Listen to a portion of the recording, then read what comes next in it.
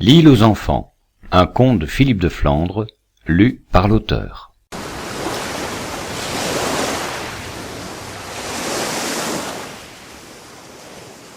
Il y a bien longtemps, perdu au milieu d'un océan, il y avait une île habitée par des enfants. Personne ne les avait abandonnés. Sur l'île aux enfants, tel était son nom, il y avait toujours eu des enfants. Ils vivaient là, heureux, et comme tous les enfants, ils consacraient beaucoup de temps à jouer. Tous, sans exception, se passionnaient pour le même jeu qui les occupait du matin jusqu'au soir, sans jamais les lasser, une distraction aux innombrables facettes et aux mille et un rebondissements, le jeu de la richesse. Qui jouait habilement devenait riche, de plus en plus riche. Pour ces bambins, la fortune c'était posséder les plus beaux jouets, en avoir tant que jamais ils ne s'ennuient. Telle était la source de la frénésie qui agitait ce grand jardin d'enfants. Les vols et les bagarres étaient rares, car les garnements déguisés en policiers étaient prêts à manier le bâton, d'autres, coiffés d'une casquette de geôlier, les clés de la prison. Il fallait respecter les lois, celles établies par tous, celles qui réglaient la vie comme un jeu permanent où les polissons les plus malins s'accaparaient le meilleur. Ces gamins et ces gamines-là étaient très riches. Ils se baladaient dans des voitures magnifiques et puissantes. Ils habitaient de somptueuses villas remplies de gadgets et de joujoux extraordinaires. Lors de fêtes incroyables, ils invitaient leurs amis et les régalaient de gâteries et de nectar dans des dinettes de porcelaine, de cristal et d'argent. Les enfants les plus pauvres devaient se contenter de quelques bagatelles trop fragiles qu'ils entassaient dans leur petite maison humide au bord de la plage. Certes, un peu envieux, ils étaient néanmoins beaux joueurs. Ils acceptaient la règle de ce jeu de rôle, selon laquelle, au cœur de cette pépinière d'enfants, certains valaient mieux que d'autres. Que serait notre île si nous étions tous présidents, jongleurs de bistouri ou prometteurs de beaux jours, pensait-il. Il faut de tout, il faut que tout se fasse, chacun apporte ce qu'il peut. Lorsqu'ils partaient pour leur corvée, dans leur petite bagnole tout sautante ou sur leur bicyclette grinçante, ces petits-là rêvaient de poules aux œufs d'or, d'héritage et de loterie.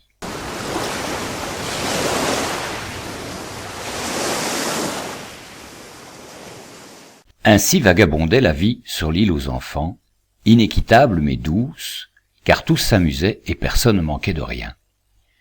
Les garçons faisaient des bébés dans le ventre des filles, qui pouponnaient joyeuses, les tout-petits devenus grands s'entouraient également de des lurons, tandis que les vieux enfants, fatigués de jouer, s'endormaient pour toujours. De tour en tour, le grand manège du temps toupillait sans fin, sans que quiconque s'aperçoive qu'insidieusement, lentement, un mal étrange envahissait l'île. Quelle que fût leur fortune, rondouillette ou maigrichonne, les mômes n'en avaient jamais assez. Ils en voulaient toujours plus. Il faut dire que de jouets et de boustifailles, les magasins en regorgeaient à faire éclater leurs vitrines.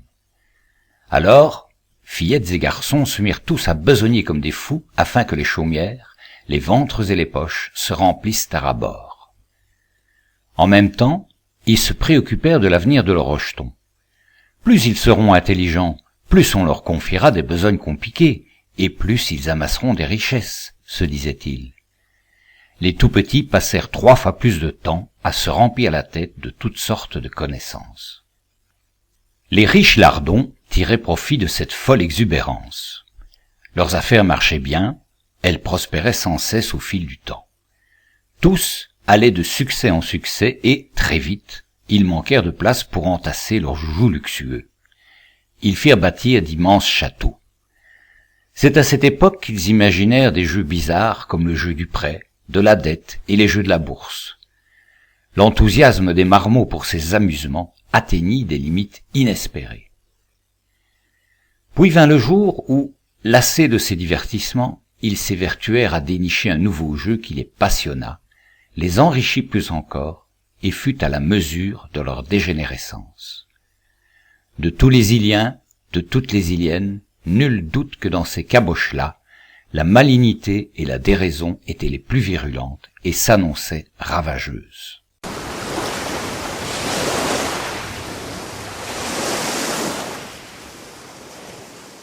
Ce fut par hasard lors d'un goûter d'anniversaire, que ce jeu terrifiant naquit.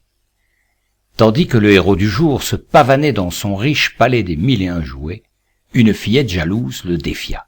« Si je le veux, pauvre Pamboufi, tout ce qui est à toi demain sera à moi. » Souffleté, le garçon riposta. « Toi, la chausseuse de princesse, tu voudrais me ruiner? Mais qui voudra encore acheter tes godillots affreux et coûteux lorsque sortira ma nouvelle collection d'escarpins bon marché? Prépare-toi à errer sur la plage vêtu de haillons, à mendier des bonbons, à verser tant de larmes que tu t'enlaidisses. Pas un seul garçon ne jouerait dans sa chambre avec une poupée hideuse. » D'un même élan, les enfants applaudirent à tout rompre. Une vague d'enthousiasme déferla sur les gredins et gredines. « Génial! Voilà le jeu qu'il nous fallait. Il faut un nom. Ruiner d'échéance. Oui, ruinons-nous les uns les autres, comme nous allons bien nous amuser. » Le succès dépassa leurs espérances. Qui serait déchu? Qui serait digne de rester parmi les grands? Tous les coups étaient permis. Rien n'était trop cruel ni moral pour casser les mécanos juteux goupillés par les petits camarades. De jongleries arithmétiques en voltige dans les labyrinthes des lois, il fallut peu de temps à ces canailles, à ces virtuoses du boulier compteur pour chambouler la vie et défigurer l'île. Sur les plages, entre les montagnes de poubelles et les cimetières de jouets cassés, il restait un peu de sable pour que flânent les enfants pauvres, affamés et oisifs. Ils vivotaient dans des taudis lacustres ou accrochés dans les arbres. Ils étaient des colonies à s'ennuyer et attendaient désespérément que reviennent les corvées. Nombreuses s'en étaient allées au large, vers des îles lointaines où l'on besognait pour 3 sous. À se remplir les poches, on en vient à les vider le moins possible. Les vénards et les vénardes qui boulottaient encore étaient exténués. Quelle que fût la tâche à accomplir, ils étaient trop peu nombreux et devaient bosser 2 fois plus vite. Apparurent alors sur l'île des hordes de stressés, de gens foutres, de démotivés et de tirs au flanc. Il y eut des rébellions quotidiennes, des enfants boudés toute la journée, assis par terre, les bras croisés. La mine triomphante des gros pleins de sous devint déconfite. À part cela, rien ne changea, mais l'amusement fut tel que bientôt tous les enfants corvéables firent de la bouderie leur passe-temps favori. On ne compta plus les jours où l'île souffrait d'une paralysie totale.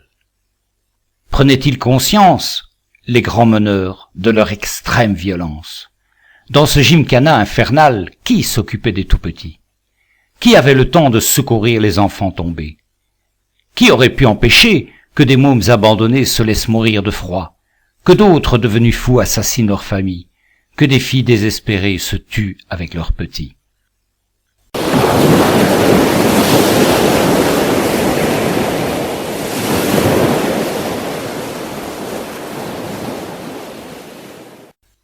L'île sombrait peu à peu dans le chaos. Rien d'étonnant qu'au cœur de cette démesure, certains se plurent à jouer avec le feu, des pétards et des couteaux. Quelques autos brûlèrent une nuit, puis ce furent des dizaines chaque jour. Après, des fermes, des écoles, des maisonnettes et des palais partirent en fumée. Tout qui jouait avec l'eau était malmené. Les petits pompiers rentraient chez eux à pied, leur joli camion rouge avait été cassé. Tout qui jouait du képi était rossé, et bientôt, comme des digues de sable, les derniers remparts s'évanouirent. Une marée de violence déferla sur l'île. On poignarda pour des sucettes. On fit exploser les boutiques, les marchés. On incendia des bus bourrés d'enfants, des tramways, des trains électriques déraillèrent. Les prometteurs de beaux jours s'égosillaient à qui mieux mieux. Restez calmes, les enfants. Nous pensons mettre sur pied une grande table ronde dans les toutes prochaines semaines. Tout rentrera dans l'ordre. Petits ou grands, il y avait belle lurette que les mioches ne regardaient plus ces spectacles de guignols. La dernière nuit fut terrible. Vue du ciel, l'île rougeoyait de 1000 feux, vibrait sous les incessantes pétarades et les détonations. D'aucuns auraient pu croire qu'un volcan crachait sa lave. L'île n'était pas volcanique, mais une éruption de colère la ravageait. Le petit matin se leva sur une désolation. Au milieu des ruines fumantes, des arbres calcinés, une multitude d'enfants blessés criaient. Nombreux couchés ne crieraient plus jamais. Sur les plages, de ci de là, les mômes se rassemblaient. Quelques filles tenaient un bébé dans leurs bras. Tous et toutes regardaient au loin la mer, les yeux pleins de larmes. Tous et toutes se serraient les uns contre les autres. Ils avaient peur, ils avaient froid, ils avaient faim.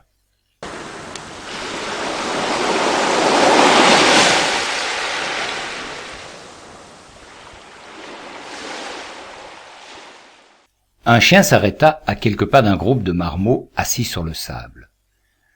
De sa truffe, il extirpa un petit crabe qu'il croqua goulûment. Il se retourna et fixa les enfants. Les plis de ses babines esquissaient comme un sourire moqueur. Puis, il s'en alla fureter ailleurs. « Peut-être sommes-nous trop intelligents ou alors pas assez, » dit soudain un enfant. « Peut-être avons-nous tout ce qu'il faut dans nos caboches, mais nous nous en servons mal, » dit un autre. « La vie n'est pas un jeu, » s'exclama un troisième. « Il va de soi qu'à présent, il nous faut penser autrement.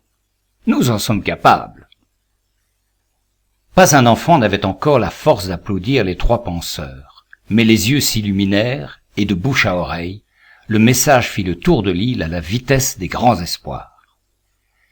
Dès lors, rien ne fut plus pressant que de refaire le monde. Si aujourd'hui l'île est devenue un lieu merveilleux, où chacun tient une place privilégiée, où la seule richesse est la vie, ce n'est pas tant grâce aux efforts gigantesques que les enfants dépensèrent à reconstruire, c'est parce qu'avant tout, ils trouvèrent la force de se changer eux-mêmes.